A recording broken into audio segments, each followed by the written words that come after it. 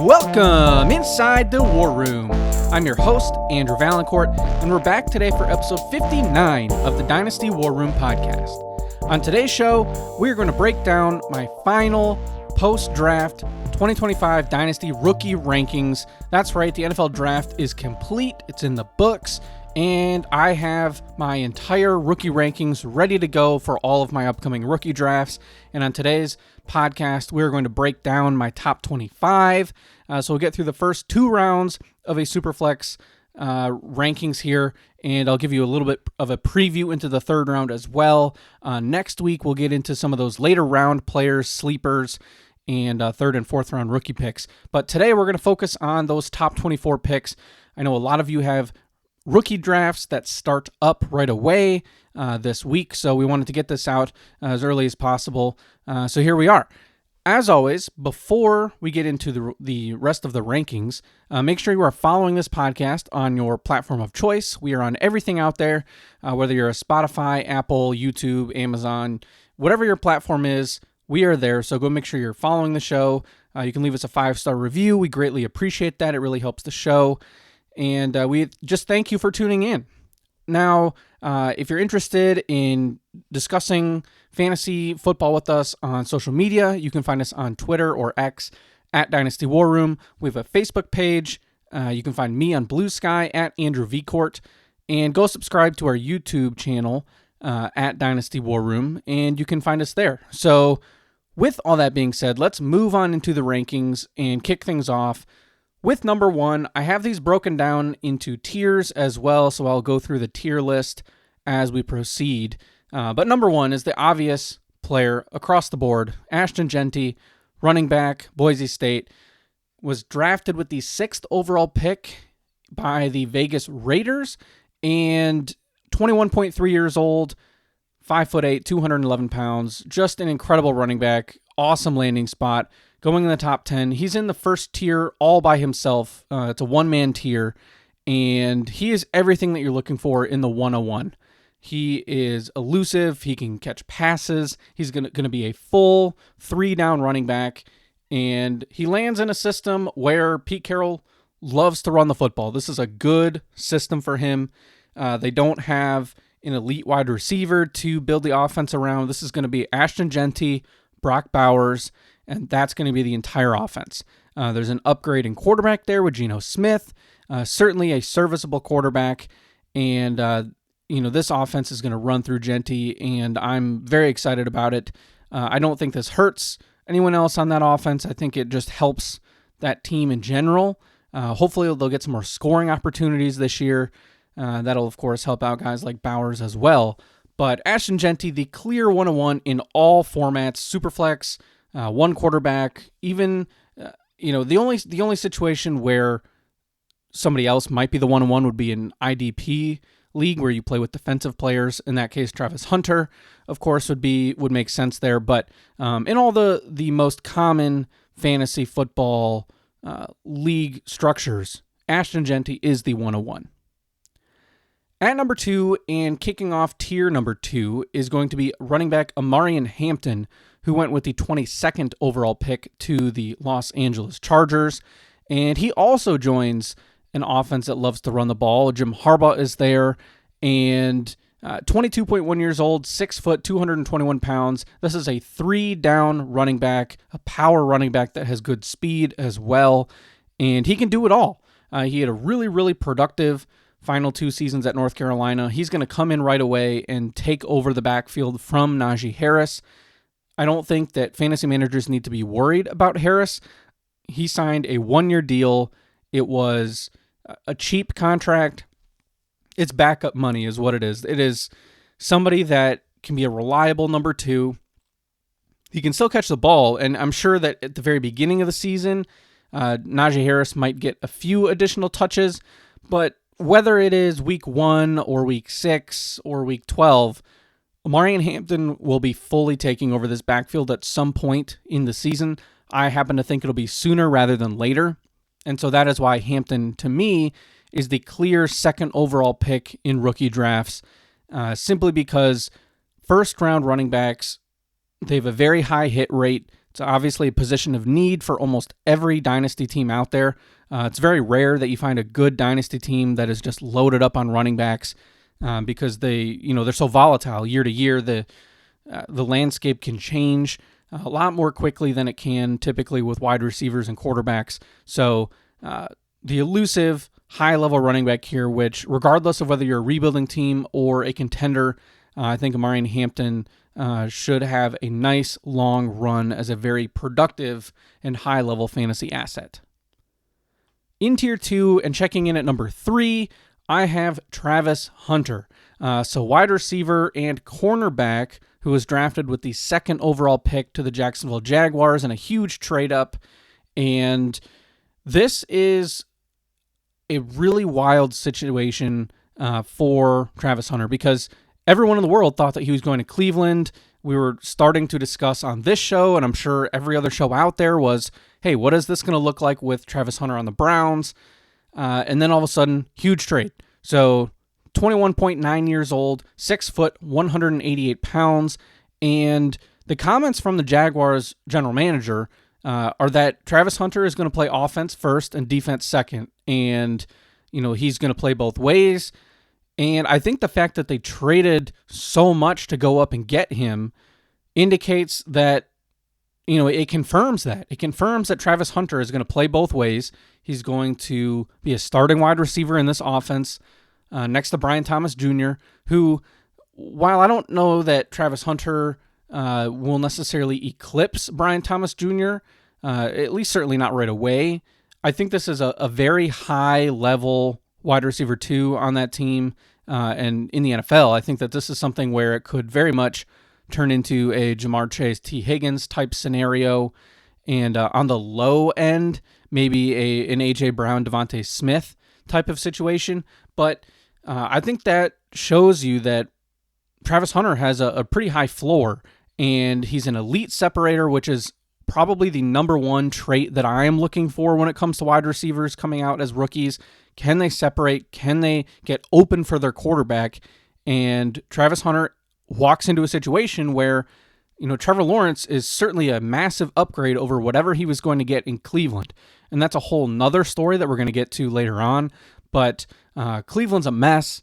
Their offense is a mess.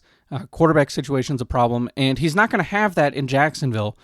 Despite Trevor Lawrence maybe coming up a little bit short on expectations so far, he still is a solid quarterback, and he can get the ball to his weapons. So we'll see how things turn out in terms of Hunter versus Brian Thomas Jr., but something else to remember is that Brian Thomas Jr. really took off at the end of last year with Mac Jones at quarterback, so it's not even that there's necessarily this built-in relationship already between BTJ and Trevor Lawrence. I think that it is certainly up for debate whether Travis Hunter could, take the wide receiver 1 role moving into the future. Now, I don't know that that's something that is, an easy thing to predict. I don't know if that's how I see it playing out, but it's certainly in the realm of possibilities. It's in the range of outcomes.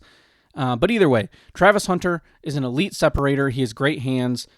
He, was obviously a Heisman Trophy winner and just a big-time impact player. He's going to be an exciting guy to have on your team, to follow along, pay attention to.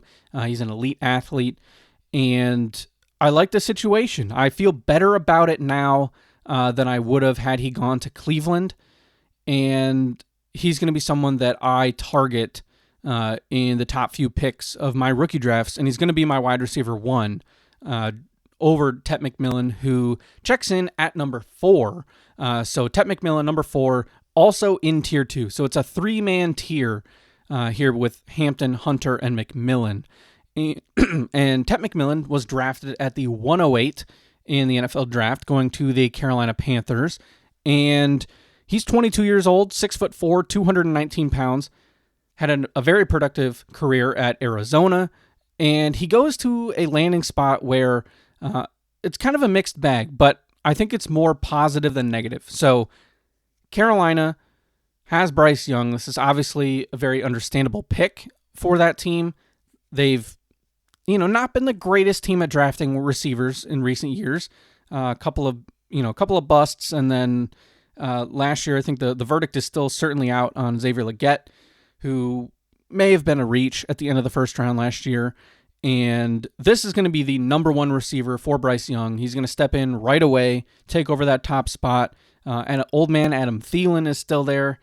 And then, like we mentioned, Legette and others. Jalen Coker is someone that this might hurt, unfortunately. I'm a big fan of him, but he still has sleeper status over there, so don't give up your shares of Jalen Coker. But Ted McMillan goes in the top 10 of the draft, which is really, really good for his dynasty stock. There was a lot of talk about could he slip into the 20s?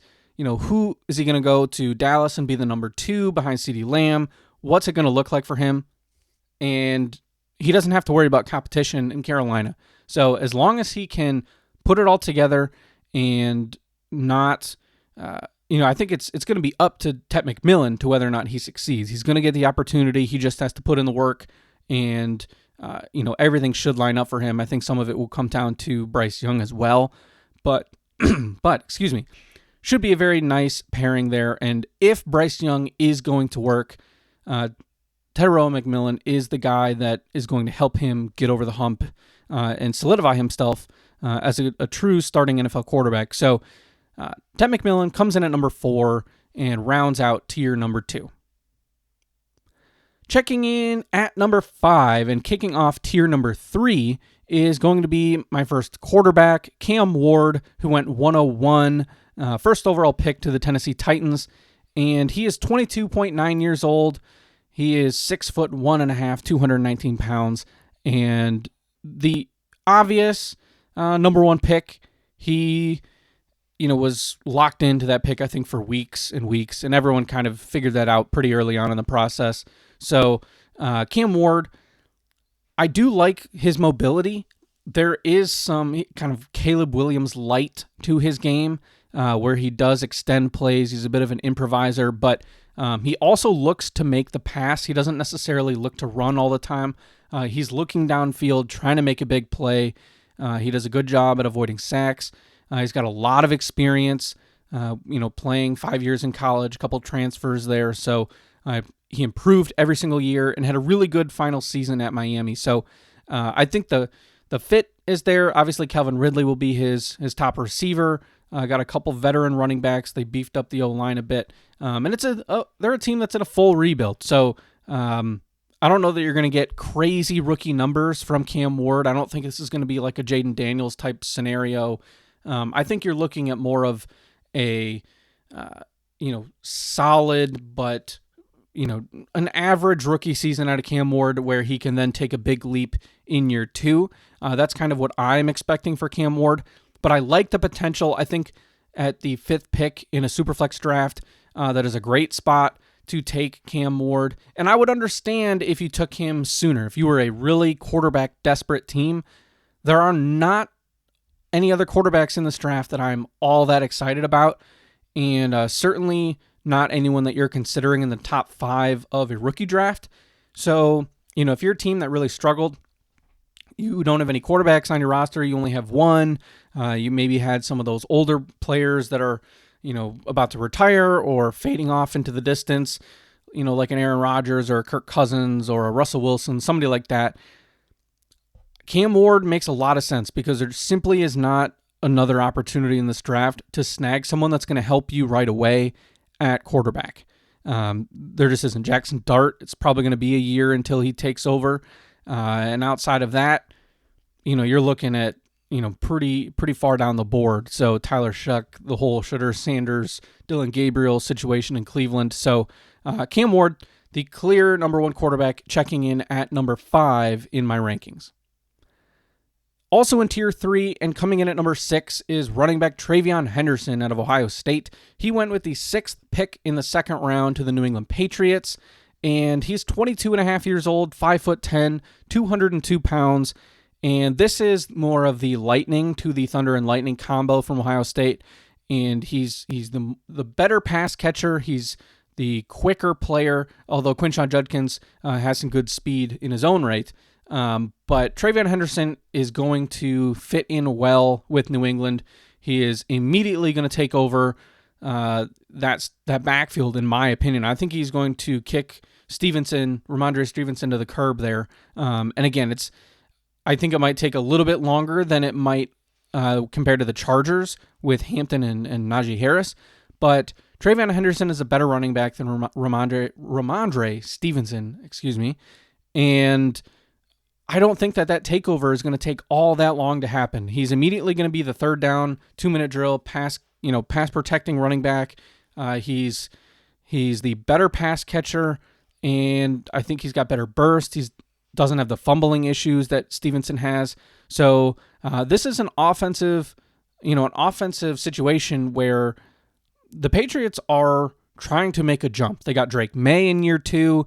They took Kyle Williams later in this draft. And, TreVeyon Henderson is going to make this offense go. And I think he's a nice value at the 6th overall pick in drafts after he comes off the board in the early second round. At number 7, and also in tier 3, I have tight end Colston Loveland out of Michigan, who is the first tight end off the board in the NFL draft. He went with the 10th overall pick to the Chicago Bears, and he comes in 21 years old, 6'5", 248 pounds, and this is a guy that I have been excited about for a while. We talked about him on the tight ends episode a couple weeks ago, and he has been my number 1 tight end.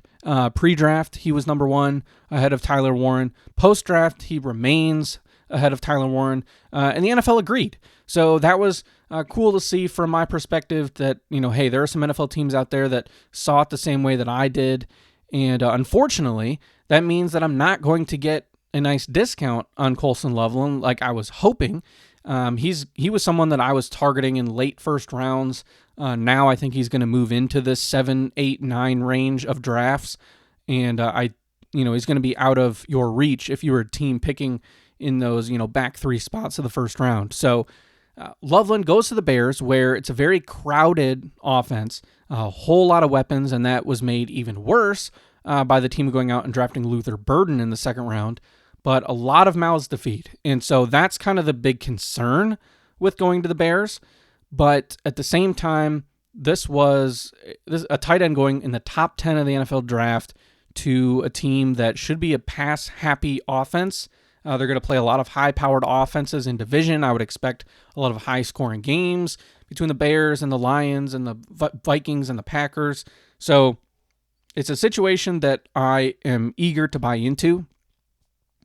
And, DJ Moore and Rome Odunze will probably still be the first and second options in the offense, but there could be a move at some point in terms of, DJ Moore going elsewhere or something. I think that given the draft picks, that's certainly something that you could speculate about.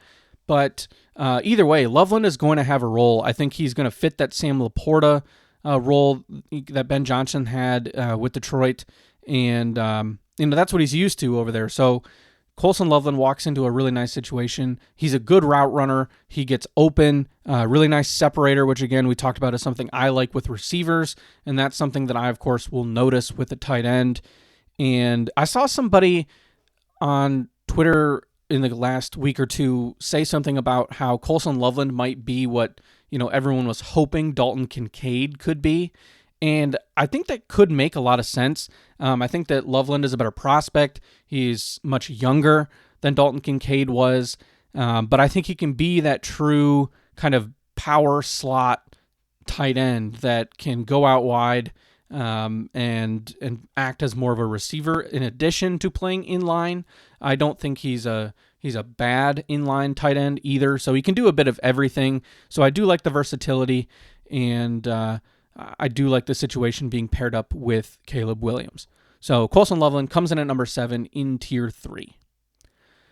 At number 8 overall in my rankings, and also in tier 3, I have another Ohio State running back, Quinshon Judkins. He went with the 4th pick in the second round to the Cleveland Browns. 21.4 years old, 6 foot, 221 pounds. We talked a bit earlier about how he does have some speed despite his bigger size. And if you listen to our running back episode a few weeks back, We talked at length about how he had a really nice NFL combine. He showed that he can have that power and speed combination that was going to make him attractive to NFL teams. And sure enough, here he goes off the board early in the second round to Cleveland, and he's going to take over and be the starting running back there. Now, Cleveland also drafted Dylan Sampson later on day 3, so another rookie running back to take up some space in that backfield. But if you had Jerome Ford, you can kiss that dream goodbye. I think he's probably relegated to running back 3 on that team. Nick Chubb, I think that ship has probably sailed. And Quinshon Judkins, it's going to be his backfield. Now, I don't know that he is a great pass catcher. I think he can do it, but I don't think he's necessarily going to be an elite pass catching running back, which I think limits the ceiling a little bit for him. It's why I have him behind Colson Loveland and behind Travion Henderson, because I just don't know that I see the explosive, high-end ceiling for Judkins. I think he's going to be a very capable running back, probably a guy that ends up being kind of a borderline RB1/2 on a year-to-year basis, which is certainly valuable. I just don't know that he's ever going to be somebody that we talk about as like a round 1 redraft guy. I just don't know if I see that in the cards, but still can be a very good running back. I was a little bit lower on him as a prospect compared to some of the others, but the draft capital certainly came in very, very strong for Judkins. And so, that is going to help him out immensely. So moving on to my number 9 overall player, another tight end, Tyler Warren, and he's the final player in Tier 3. So he went off the board 14th overall to the Colts, and he's 22.9 years old, 6'5", 256 pounds, and he went 4 spots after Colson Loveland, and he's still, I don't want to make this out to be something where I'm anti-Tyler Warren. I think Tyler Warren is awesome. I have him here in the same tier as Colson Loveland and Judkins, Henderson, Cam Ward, so still very high on my board.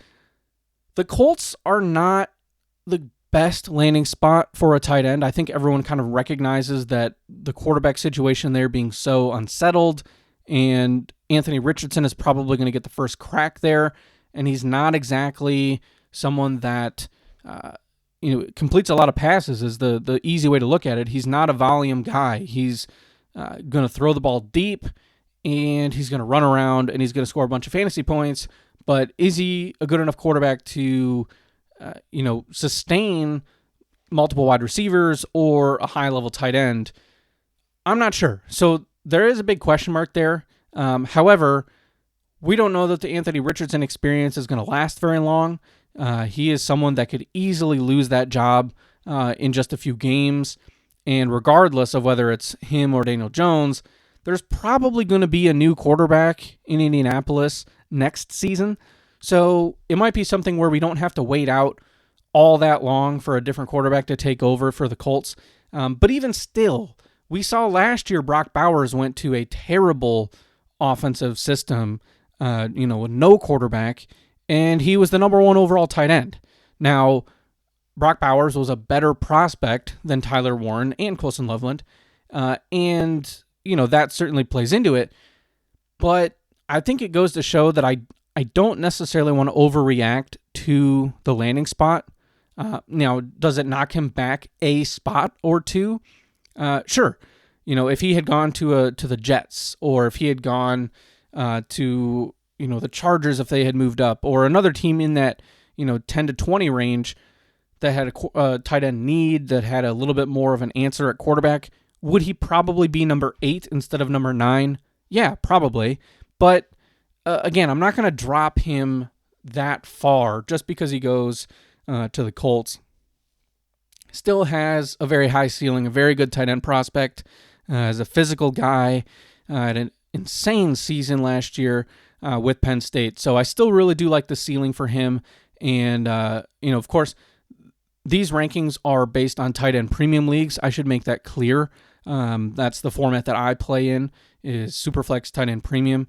So that's why Colson Loveland at 7, Tyler Warren at 9, instead of a few spots back. If you're in a non-Superflex league, I still think that Loveland and Warren should be, pretty high picks, but I think at that point you're probably looking more right at the 1-2 turn, maybe at, 11 and 12, 12 and 13, something along those lines in a non-tight end premium league, but it is a little bit more difficult to dive into that aspect, given that's not what I play.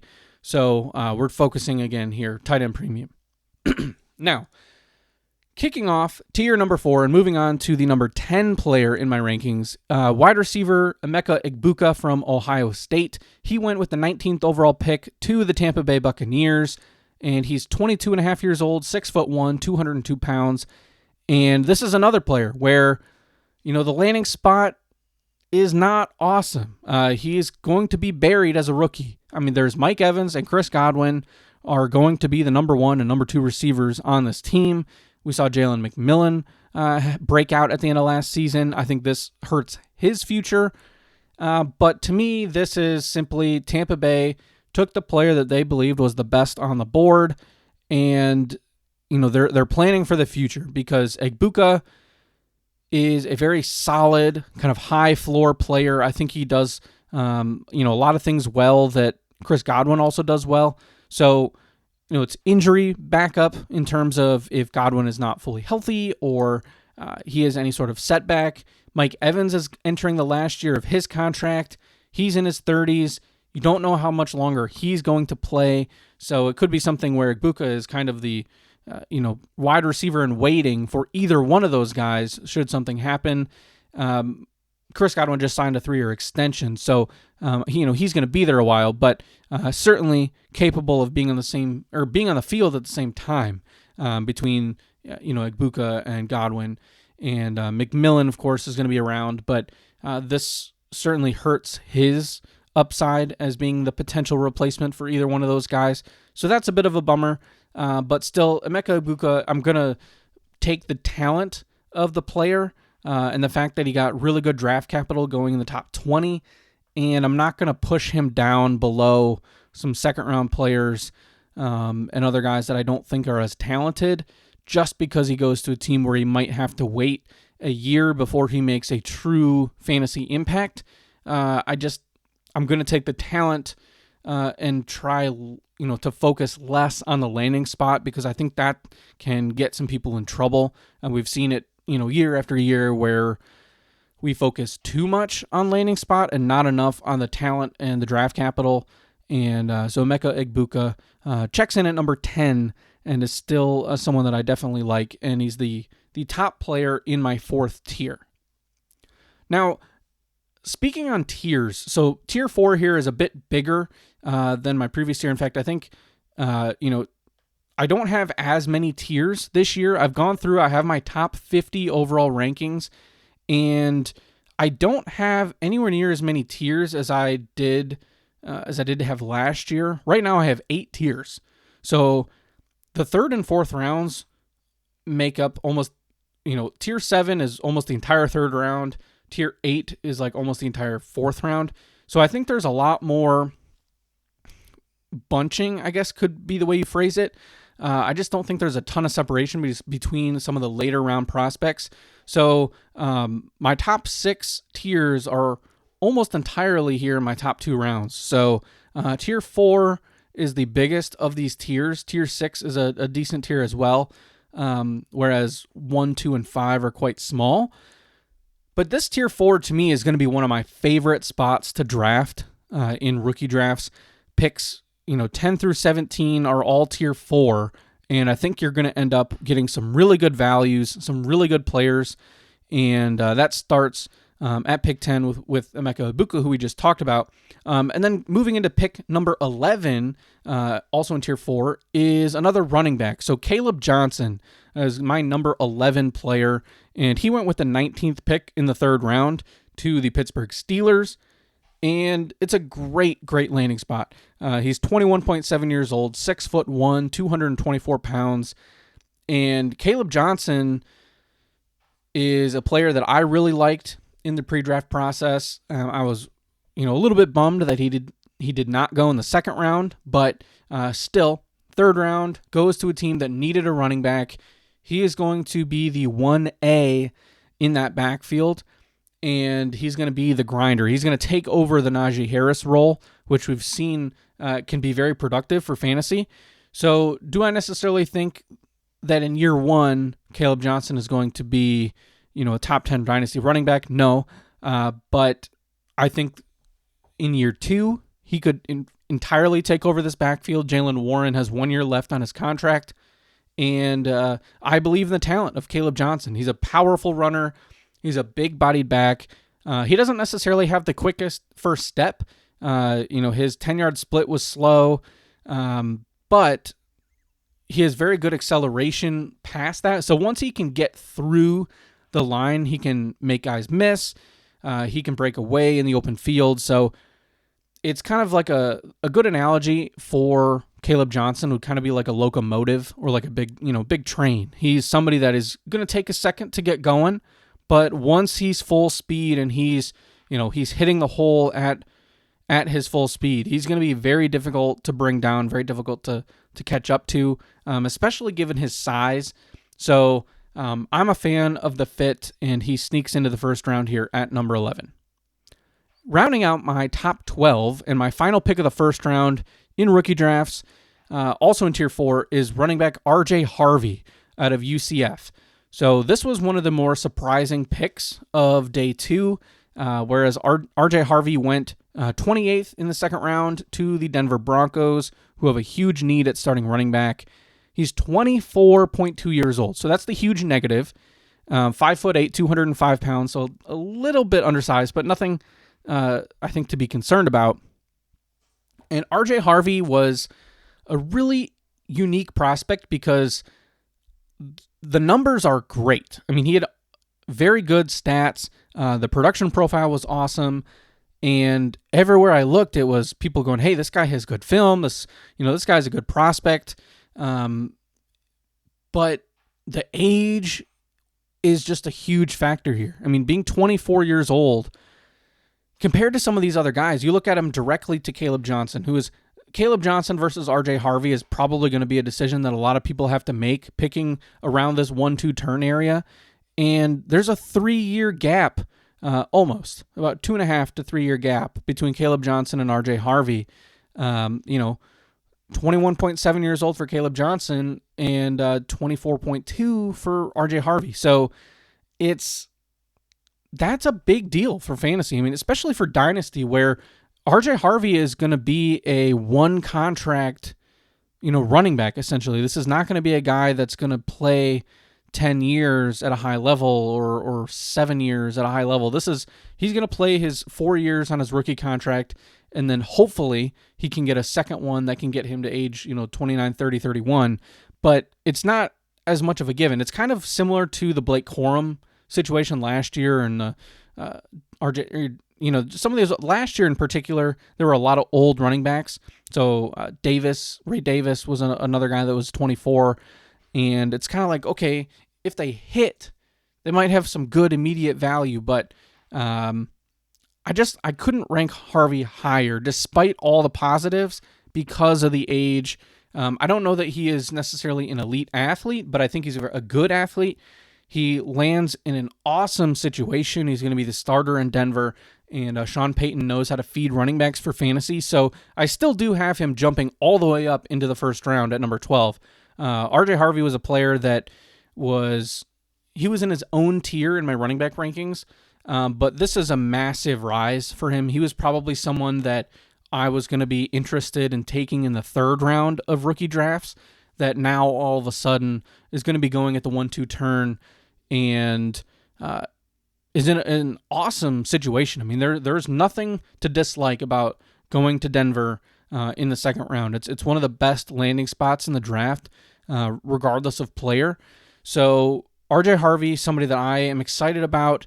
And if if you're a defending champ picking 12th and you get to go home with RJ Harvey, I would be thrilled because, this is somebody that is going to be a starter. And if you're a contending team, you're not that worried about what his dynasty value is going to be in 5 seasons. And frankly, you probably shouldn't be that worried about, a running back's value in 5 seasons anyways, unless you're picking them at first or second overall like Genty or Hampton, who you're probably hoping you can get more like 7 or 8 years out of. But RJ Harvey, I think you can get a good, solid first contract out of him, and he should have a very, safe situation for him in Denver as a starter over the next few seasons.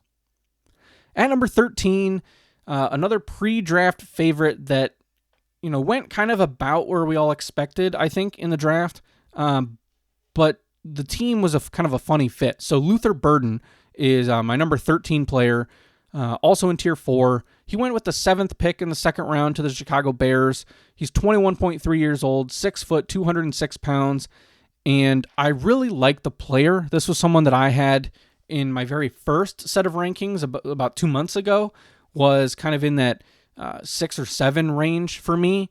And so this, at that time I was expecting first round draft capital. That obviously was not the case.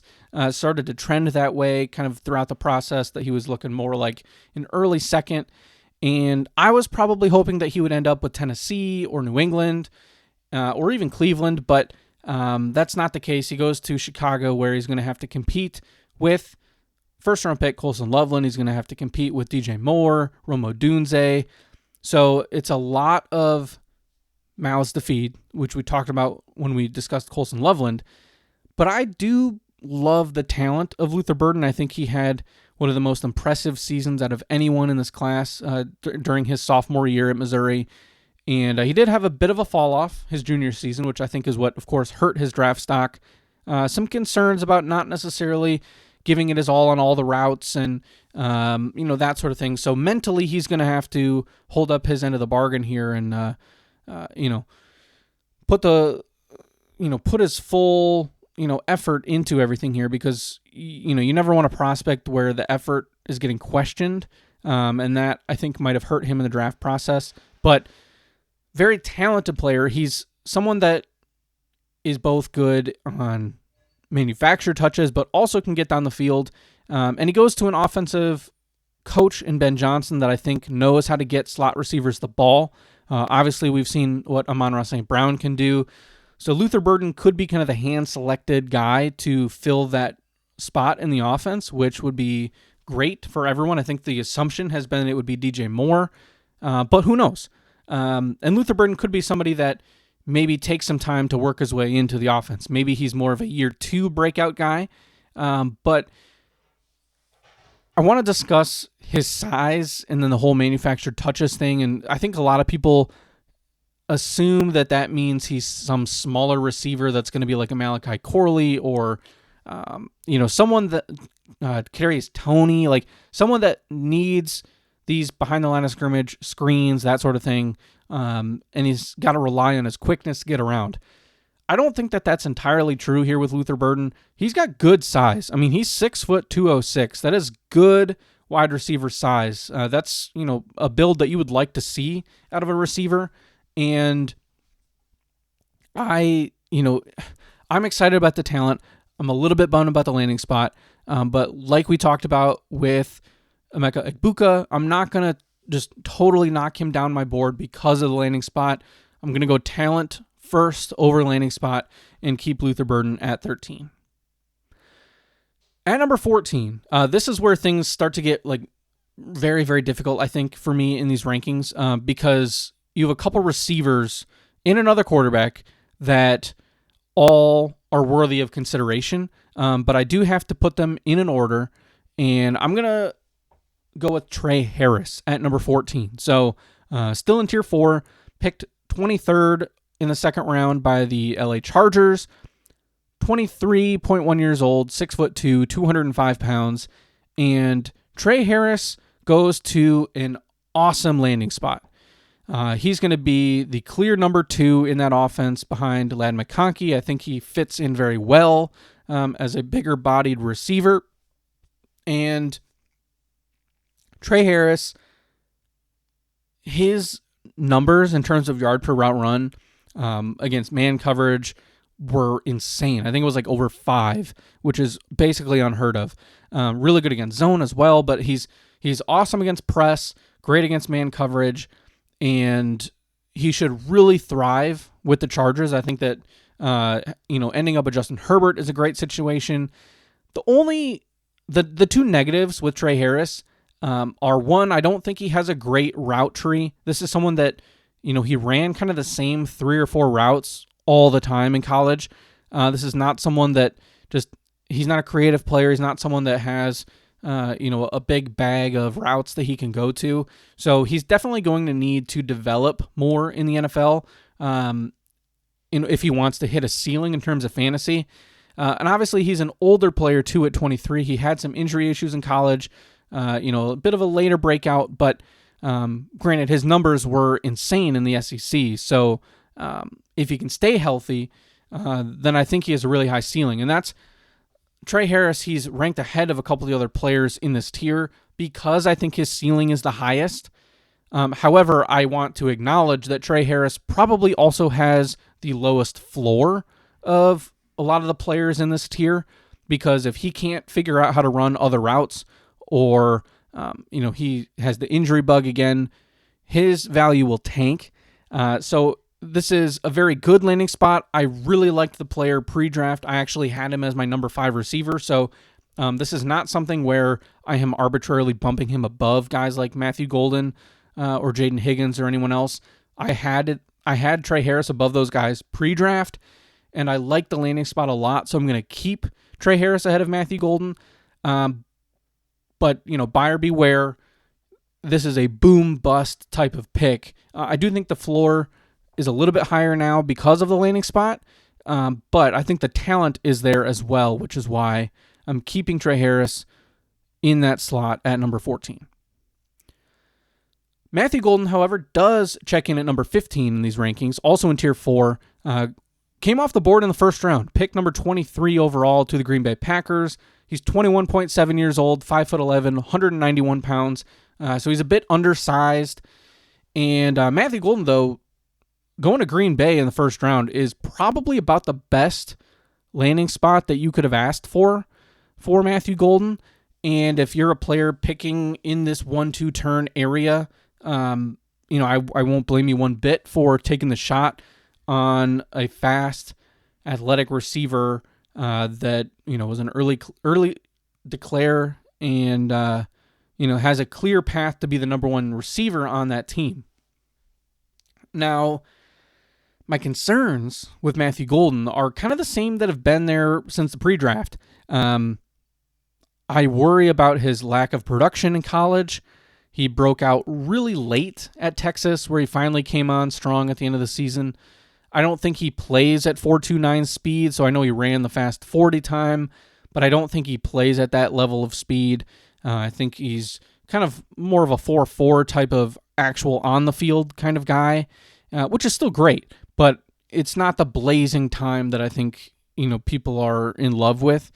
And the size. He's a smaller receiver that lacked production in college. He disappeared at times, and I have a hard time getting behind that. He certainly got better during his last year at Texas and certainly could be the number 1 receiver on this Jordan Love-led offense, but I just don't know that I'm going to be the guy to take that shot in very many leagues. I think given that I have him ranked as my 203, I am probably not going to get him because I do think he will likely go anywhere from 1 to 4 spots higher. I think his range probably picks up anywhere from 10 on or so. So just want to put that out there. I'm not the highest on Matthew Golden. If he had kind of stayed as more of a sleeper like he was at the beginning of the draft process, where, hey, this is a guy that is moving up draft boards and you're going to be able to get him mid to late in your second round of rookie drafts, then I might be a lot more in on the player. But given how high the cost has become, and he did get first-round draft capital, so that obviously speaks to what the NFL thinks of him. He's just going to be somebody that I probably don't land a lot of because I'm not willing to take him in the first round. At number 16, and my second to last player in Tier 4, is wide receiver Jaden Higgins. So Iowa State wide receiver number 1, he goes to the Houston Texans with the 3rd pick in the 2nd round. So really nice draft capital, higher than expected for Higgins, who I think was probably being pegged as more of a mid-2nd round guy. And he is 22.3 years old, 6'4", 214 pounds. Kind of sounds a lot like Nico Collins. And this is someone that is going to fit in well on this team. I think it's about the best possible landing spot for Jaden Higgins as he could have gotten, because he's not going to have to play the Nico Collins role on the offense. He is not someone that is a separator, so he is more of a big body, red zone, power slot, dare I say, kind of player, which, a player of his size in the slot could be a nice mismatch for teams. Or he's somebody that, if he is on the outside, he's going to be the number 2. He's not going to be looked at to necessarily do all the same things that Nico Collins will do in terms of separation. So I think it's a great landing spot because Higgins was someone that he's intriguing on paper because of the size and he has great stats. Just statistical production at Iowa State was great. But I have talked a lot about separation over the years in terms of what I like at receiver. And so that scared me a bit. And it does worry me a little bit still, but the landing spot I think helps mitigate that a lot. And so that is why I will be very excited to draft him at the 204 in drafts. And so again, just really great landing spot. He also ends up reunited with his teammate, Jalen Knoll, who went in the 3rd round to the Texans. And he's probably going to take over the Tank Dell spot in the offense. So, with the Iowa State boys going to Houston, I think it's a really awesome story and, lots of good weapons for CJ Stroud. Final player now in Tier 4, checking in at number 17, is quarterback Jackson Dart. He went with the 25th overall pick in the 1st round to the New York Giants, who traded back up into the 1st round to get him. He's 21.9 years old, 6'2", 223 pounds. And Jackson Dart is a really interesting prospect because he ran a lot in college. Now, a lot of those were designed runs, so it's tough to judge how much of that's going to carry over.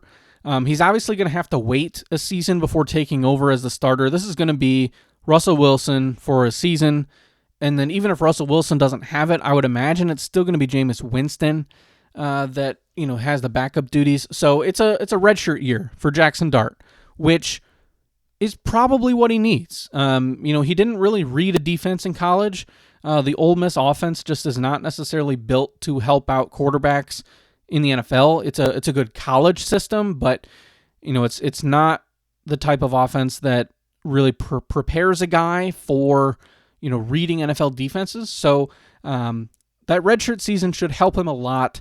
I'm intrigued by him because he does have a lot of experience. He had really good numbers. He supported receivers like Trey Harris, and he is mobile, so he can run the ball. I'm just a little bit skeptical that it's going to be to the extent of what he did in college. And learning how to read a defense and taking that step up from being a shotgun spread offense, one read type of system to under the center, having to read the defense. It's just a big change. If you haven't seen John Gruden does his quarterback class every year with the prospects, and there was kind of a funny clip going around on social media where he is talking to Jackson Dart about the snap count and how he wants to hear Jackson Dart, give his hard count. And it's literally just a single clap. And then he said, well, what's your hard count though? And it's 2 claps. So he's going to have to work on a lot of different things, in the NFL. But he is a 1st round quarterback. And so for that reason, I think he belongs in Tier 4, still definitely belongs somewhere in the early to mid 2nd round. I don't know that I'm going to have a ton of Jackson Dart on my roster simply because from the limited mock drafts and rankings that I have seen by other people to this point, he is being pushed up more to the 1-2 turn, and I just don't know that I am comfortable taking him there. I think that I like, Caleb Johnson, RJ Harvey too much. I like Burden, Harris, Golden, Higgins, that, quad of receivers more than I like Jackson Dart. So I am less inclined to take the shot on Dart and pass. I'll pass on the quarterback in general outside of Cam Ward, unless he falls to this mid second round range where I'll feel much better about taking that shot on a Jackson Dart. Moving on to tier number 5, which only has 3 players in it, 18 through 20, and it's a really nice tier. I do like these players a lot. And so at pick number 18, I have Cam Skadaboo. Arizona State running back, went with the 3rd pick in the 4th round to the New York Giants, and he's 23.2 years old, 5'9", 219 pounds. He is a do-it-all 3-down back. He's a bit slow, but he can do it all. He's an older prospect as well, although not as old as R.J. Harvey, but carried the Arizona State offense. Just a gutsy player, someone that I think is going to be a good between-the-tackles runner. He's going to get the early down work in New York, probably relegating Tyrone Tracy to more of a 3rd down pass-catching type of role, but should form actually a pretty nice 1-2 punch. I think that's going to be a nice backfield. And if Jackson Dart ends up being good, I mean, this New York Giants offense could be pretty solid with Malik Neighbors and, these running backs. I think it could work out pretty well. But Skadaboo is just someone that I really liked in the process. His numbers were incredible at Arizona State. He can really catch the ball as well, so I think he does offer a lot of value as a pass catcher, which is why, I do think he could end up being a full 3-down back. We'll see exactly how that plays out. I wouldn't expect it right away, but this is not something where, it's not going to look like the Caleb Johnson, Jalen Warren year 1 situation where Johnson is on the field for 1st and 2nd down and Warren's on the field for 3rd down. I don't think that's going to be quite the same thing here where Skadaboo's on for 1st and 2nd and Tracy's on for 3rd. I think you could see a bit of a mix and match with these two guys because Skadaboo can still catch the ball very well. He's just not an explosive player in terms of, breaking out long runs, that sort of thing, but I would expect him to get a lot of goal line work and definitely between the tackles. Just a very versatile player, and I really like his game. Another player who I really like and was hoping would go on day 3, but still ended up in a pretty good scenario with solid draft capital. At number 19 and in tier 5, I have running back Bashal Tutin, who went with the 2nd pick in the 4th round to the Jacksonville Jaguars. And Tutin he's 22.2 years old, 5'9", 206 pounds, running back out of Virginia Tech. And he has incredible speed. And so this is a guy where he's joining an offense now with Travis Hunter, Brian Thomas Jr., Trevor Lawrence, and Travis Etienne and Tank Bigsby are there already. So he's going to have to earn his way onto the field.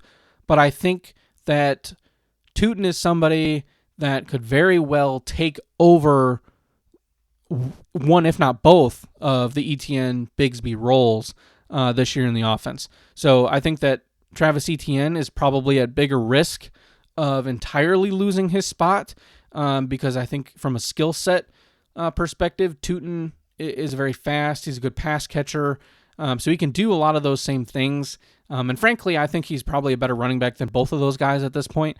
So it would not shock me if Tutin becomes a full 3-down starter in Jacksonville. Now, I'm sure they'll still work in one or both of the other guys, especially early on. But this is something where by the end of the season, I fully expect Tutin to be the running back that you want to have on your team in Dynasty. At number 20 and the final player in Tier 5 is wide receiver Jack Besh. He goes to the Las Vegas Raiders with the 26th pick in the 2nd round. So TCU receiver who transferred there from LSU where he played some tight end with Malik Neighbors, among others. And Jack Besh is a solid player. He's 22.3 years old, 6'1", 214 pounds. And I think he fits in really well on the Raiders offense because he is someone that I think has some similarities to a Jacoby Myers. He's a capable receiver. I don't know that he's ever going to be a true wide receiver 1, but he can definitely be a steady wide receiver 2 on a team. And given that Brock Bowers is there and Ashton Genty is there, and those two are really the guys that are going to carry this offense, that's how I see it. So if you're looking for a guy that's going to be a steady contributor to your fantasy team, a flex play, somebody that you can rely on as a more of a safe bet, I think that's kind of the player he's going to turn into. And I think at the back of the second round, that's a pretty nice player to grab. Somebody that I think should definitely last in the NFL for a pretty long time and give you some solid weeks here and there along the way. And at some point could end up the number 1 receiver on this team when Jacoby Myers, whether it's trade, retirement, free agency, whatever the case may be, there's nothing to suggest that Jack Bash can't be the number 1 receiver on that team at some point. I just think it's important to remember that Brock Bowers is always going to be the true number 1 target in the passing game in Vegas. All right, so that is tier 5. So just 3 players there. And now we're going to move on to tier number 6, which is going to encompass picks 21 through 26. So we'll give you an extra couple players here. So instead of just the top 24 through 2 rounds, we'll give you the first 2 picks into the 3rd round as well, just to fully cover this 6th tier. And so we'll run through those guys now. So at number 21 and kicking off tier 6, I have tight end Mason Taylor. He went to the New York Jets with the 10th pick in the 2nd round. And he's a young guy, 20.9 years old, 6'5", 246 pounds. And this is someone that is in a really good spot for, him earning and growing into a role in that offense. Early 2nd round pick. They don't have a lot of other pass catching weapons on that team other than Garrett Wilson. Justin Fields has shown that he's willing to throw 2 tight ends in the past. Their new head coach, Aaron Glenn, over from Detroit, where, of course, they had Sam Laporta, who they took in the early part of the 2nd round. So there are some similarities. Now, the knock on Taylor is that he didn't necessarily have great production in college, but he was a steady contributor. He played a lot, was a multi-year starter. So there is a lot, I think, to be intrigued by for Mason Taylor. Whether he can turn into kind of one of these high-ceiling fantasy options, I think, is a little bit tougher to guess. He might be a better NFL player than he is a fantasy player, but given the draft capital and that, there is a lot of opportunity, I think he makes sense here at the 2-3 turn as somebody to target if you were looking for the tight end. At number 22 is Jalen Knoll. So Iowa State wide receiver number 2. He went to Houston as well with the 15th pick in the 3rd round. He is 22.6 years old, 5'10", 194 pounds. He's more of the slot receiver compared to Jaden Higgins, who played on the outside. And Jalen Knoll is a really fun player to watch. I liked him a lot, actually, pre-draft. He was somebody that I was rising on. Even after we did the wide receiver episode, he was somebody that the more I watched and read into various things about him, he was somebody that I was going to probably move up my rankings post-draft. Unfortunately, he fell to the 3rd round. I was really hoping he'd go in the 2nd round. And round 3 is not necessarily bad. I think it's still a good spot to be. But he goes to a bit of a crowded offense. We talked about his teammate already. He's there. We talked about Nico Collins, who is there as well. So, Christian Kirk is really the direct competitor for Jalen Knoll, at least for this year. They play, the same position. And so we'll see how things shake out. But I think Jalen Knoll is somebody that's probably going to have a bit of a redshirt year. He'll slowly work into the offense, but I wouldn't expect him to be an early contributor. Somebody that, again, more of a year 2 breakout. But I do really like the talent. I love the potential. And I don't know that Tank Dell is ever going to be really a meaningful fantasy contributor again. He's going to miss essentially the entire 25 season with his injury that knocked him out already for most of last year. And it's so hard to say whether or not he's going to return to, the form that he was in before. So I think Jalen Noel is kind of the Tank Dell replacement. So that's how I view that, which we've seen is a good spot to be in this offense, which is why I think that Christian Kirk is kind of a nice buy low player, or was at least until they added two of these receivers. But it should be a fun offense in Houston. So clearly going to be a passing-based offense, I think. But they did add a running back who we'll talk about later as well. So Jalen Noel goes off my board at pick number 22 in Tier 6. At number 23, and also in Tier 6, wide receiver Kyle Williams, who Washington State receiver. He went off the board with the 5th pick in the 3rd round to the New England Patriots. And he's 22.4 years old, 5'11", 190 pounds. So another smaller receiver. I think he's going to be more of a Z receiver, somebody that can take the top off a defense, and he's going to get to do that with Drake May. And he's really the only, they took Trayvon Henderson in the 2nd round, and then they come back, get a receiver here in the 3rd. So trying to beef up that offense, of course, going with Will Campbell in the 1st round. So this is a really nice draft if you're a Drake May manager. And Kyle Williams is someone that's going to have a shot to get in the field right away. I think it's a big mess of receivers in New England. But it's also a good draft for Stephon Diggs, who is likely going to remain as the number 1 option on that team in terms of receiving, at least for year 1. And so nice situation all around. I think it's a good spot for Kyle Williams here at the back of the 2nd round, who played with Cam Ward for some time at Washington State, and he had a really good production, and he was a draft riser as well. So this was a guy that wasn't being talked about very much early on in the process, but gradually worked his way up, and then was able to go on day 2, early in the 3rd round on day 2. So you like to see that for a guy like him, and it's a wide open situation in terms of opportunity. At number 24, and the final player in my 2nd round, is running back Jarquez Hunter from Auburn. He went off the board at pick number 15 in the 4th round to the LA Rams. He is 22.3 years old, 5'9", 204 pounds.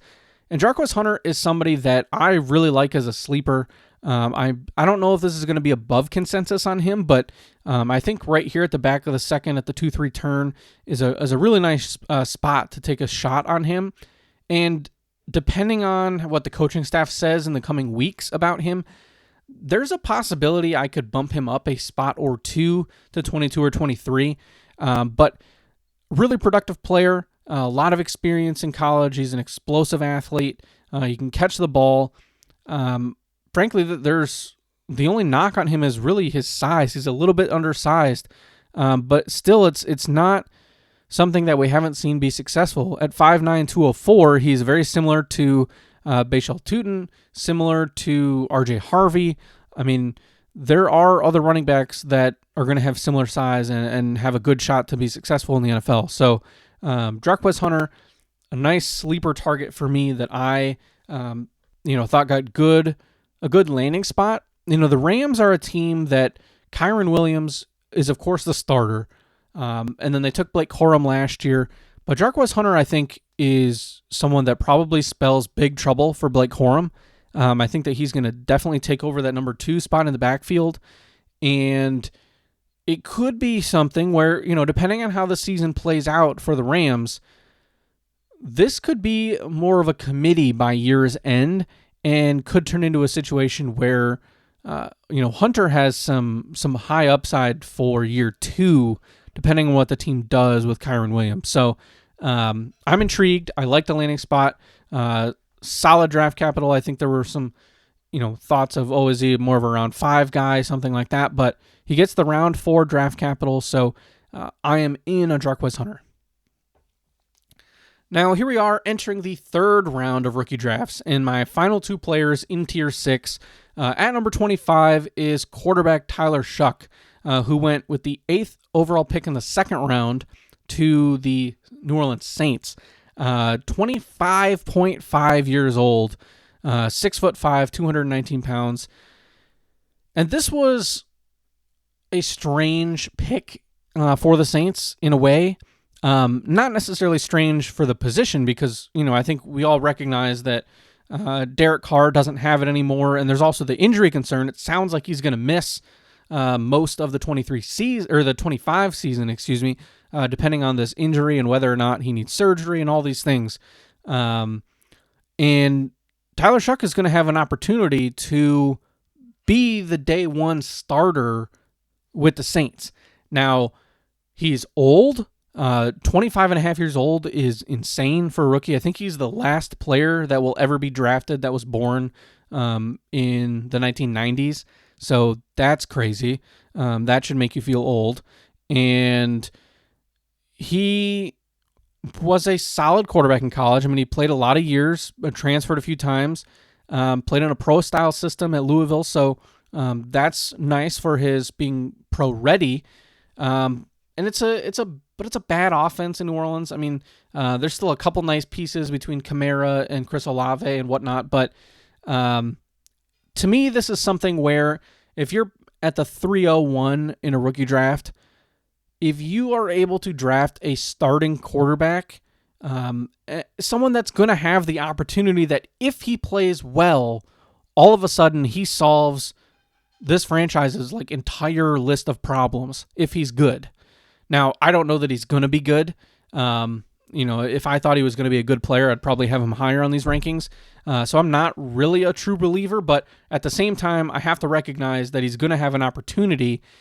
And in a superflex format, getting a starting quarterback in the third round is going to be nice value, even if it's just for a season, because he's going to have the chance to render a huge return on value here, as a third round pick. So I don't know that I really loved what the Saints did by taking him in the second round. I just don't think drafting a 25-and-a-half-year-old rookie is something that I would be that interested in doing. If I was an NFL team, he's going to be older than a whole bunch of starting NFL quarterbacks already. And he's had injury issues. And while he was solid in college, he was never someone that, was going to blow you away from a production standpoint. So a lot of questions about the player himself, but from an opportunity and fantasy football process standpoint, I think taking Tyler Shough, which is spelled like it's show, but it's pronounced Tyler Shough, at the 301, I think makes sense. And as somebody that's where I'm willing to take the shot on him, is at that, at that 2-3 turn. And the final player that we'll talk about today, coming in at number 26, which will be the 302 in my rankings, the final player in Tier 6 is tight end Terrence Ferguson out of Oregon. He was the 14th pick in the second round by the LA Rams, and he's 22.2 years old, 6'5", 247 pounds. This is a guy that very athletic. He had a really nice NFL combine, and athleticism is typically the best indicator of whether or not a college prospect is going to be successful in the NFL. And so because Ferguson is so athletic, he had solid production in college, but he wasn't ever someone that was going to blow you away. But given his size and speed, I do think that he has a good shot to take over the starting role as the Rams tight end. Now, is it going to be in year one? Hard to say. Tyler Higbee has had a lot of injury struggles over the years, so it could be as soon as year one, probably year two again, like some of these other guys that we've mentioned, but certainly has some good potential. And I do like taking shots on tight ends in the early portion of the third round. So there you have it. There is my top 26 Dynasty rookie rankings. And like I said, next week we'll be back with more rookies. We'll get to some of these later picks and some sleepers that I like here in rounds 3 and 4. Just some quick highlights because I think we can't leave this show without talking a little bit about the whole Shedeur Sanders thing. So Shedeur Sanders was someone that was being projected as a first-round pick, somebody that for fantasy football was likely going to be a late first-round superflex pick if he had gone in the first round. Obviously, he fell all the way to the 5th round to the Cleveland Browns, who did not seem very enthusiastic to draft him. And they did it 2 rounds after taking quarterback Dylan Gabriel at the back of the 3rd round. So it's a very messy situation, I think, with Shedeur Sanders. I think he really hurt himself in the draft process with the way that he chose to conduct his interviews and the process in general. Obviously, given that I am not an NFL GM, I was not privy to all of this knowledge that a lot of people seem to have after the fact. But for fantasy, Shedeur Sanders is a 4th-round pick. I mean, I've seen some people still talking about him as somebody that they would target at the 2-3 turn or something along those lines, and I just don't see it. I don't think he's going to be the starter in Cleveland. I don't think his path to being a starter is all that clear. If anything, I think the rookie that probably will start is going to be Dylan Gabriel, given that he was drafted in the 3rd round. And for all we know, this is probably just going to be Joe Flacco. So it's a weird situation. It kind of felt like the owner directed the general manager to draft him in the 5th round to trade up and take him. That's like the vibe that I got from this whole situation, because it is a very strange thing to trade for Kenny Pickett, sign Joe Flacco, and then draft Dylan Gabriel, and then also trade up and draft Shedeur Sanders, who at that point, it didn't really seem like anyone was that interested in drafting him. I think that if Cleveland hadn't made the move when they did, there's a good chance he just would have ended up as a 6th round, 7th round backup pick for some team, which if you think about this from an NFL team's standpoint, if you don't like kind of the circus that follows off the field, you might be able to tolerate that if he's an upper tier player as a starting quarterback. But if you're a team that's drafting him as a number 2 or a number 3 quarterback, as a backup, you don't really want those kinds of distractions, whether they're fair or not, to the player. So kind of makes sense. Once we reached the point where it was clear teams did not view him as a starter, he was going to fall. Now, am I surprised that he went in the 5th round? Yes. I thought he was probably more of an early 2nd round pick is where I expected him to go.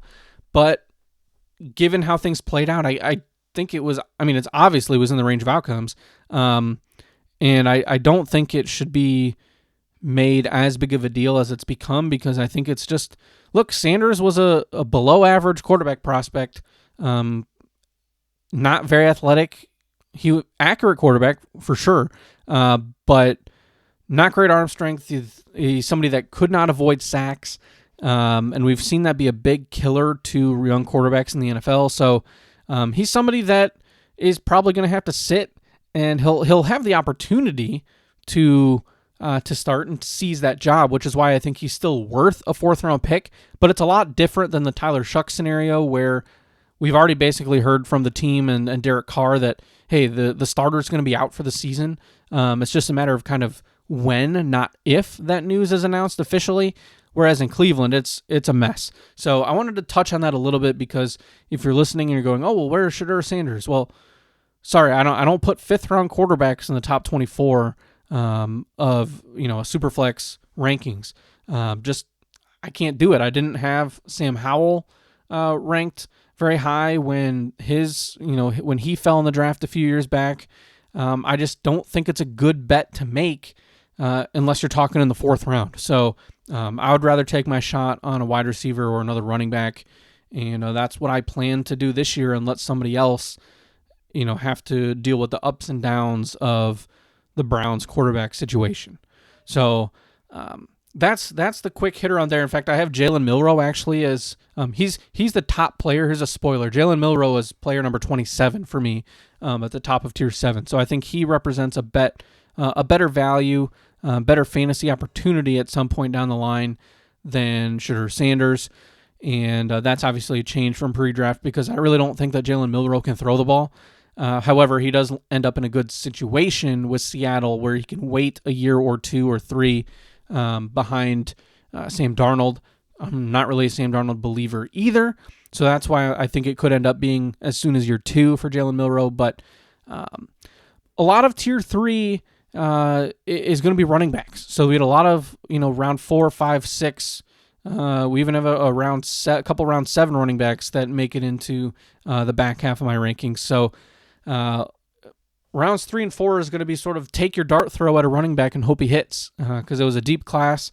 I think some landing spots got pushed back for guys that maybe we were thinking would go in the 3rd or 4th and ended up going in more the 4, 5, 6 range. So, and then we had some guys that just really fell. Damian Martinez was somebody that fell to the 7th round that was being talked about as a potential 3rd rounder. So a lot of guys were that, they really fell down the list. Jalen Royals was a receiver that I was hoping would go on day 2. He fell to the 4th. He's still in my 3rd round, but he slipped a bit. So DJ Giddens, a running back that I liked, fell to the 5th round. So we'll get into those sleepers and all of that in the coming weeks here, and we'll do that with our next show as well, where we really talk about our 3rd and 4th round. But I wanted to get out my 1st and 2nd round picks. I know that people's drafts are starting up. This is an awesome, exciting time of year, especially if you're in multiple leagues. I know I have a few leagues that all kick off their drafts this week. I have plenty more all throughout the month of May. So enjoy it, have fun, make some trades, and stick to your guns on your players. This is a year where everyone's rankings are going to look very different because of the nature of how the draft went. There's not a lot of consensus. Even at the top of drafts, I have Amarian Hampton at number 2, Travis Hunter 3, Tet McMillan 4, but you're going to have people that take Cam Ward at 2. You're going to have people that take Tet McMillan or Travis Hunter at 2. You're going to see Travis Hunter fall to 5, 6, 7, even 8 in your drafts. It's going to be wild. It's all going to be, everyone is going to have their own viewpoint on this. It's not as straightforward, I think, as it was last year from an ADP standpoint. So, do some homework. Use these rankings as a guide if you'd like to, and stick to your guns, stick to your process, and take the players that you're going to enjoy following along with, and think will have the biggest impact on your dynasty teams. So, with all that being said, this is a long episode, but it's one of the biggest and most exciting of the year. So we, got to make sure we go through all the players. And I appreciate you all for tuning in for this show. And we'll hope you tune back in next week as we get into deeper into the rookie class, especially later on. So thank you all for listening. My name is Andrew Valancourt, and you have been listening to the Dynasty War Room podcast.